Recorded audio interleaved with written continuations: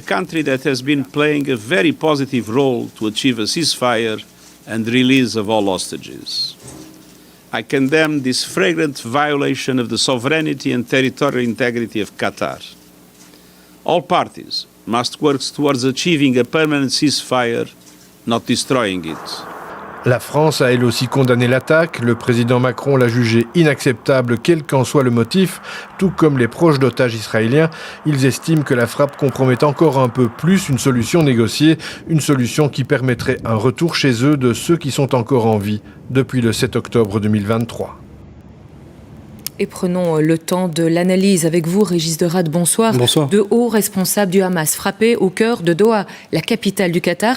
Quel est le but poursuivi par Israël ? Écoutez, quand on frappe les négociateurs qui sont à la table des discussions depuis des mois, cela veut dire qu'on met fin tout simplement au processus de négociation. Le Hamas aujourd'hui est touché au cœur même de cette table des pourparlers. Le gouvernement Netanyahou torpille donc l'idée d'une paix négociée avec le Hamas. On se demande d'ailleurs comment il va pouvoir obtenir la libération des otages qui sont toujours retenus dans la bande de Gaza.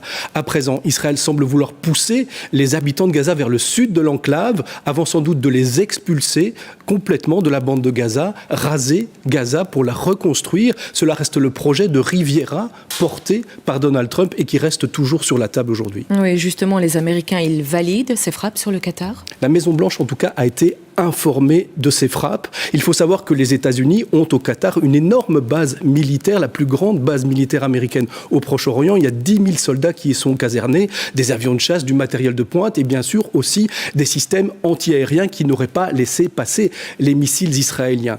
Pour le Qatar, pays souverain frappé en pleine capitale, c'est en tout cas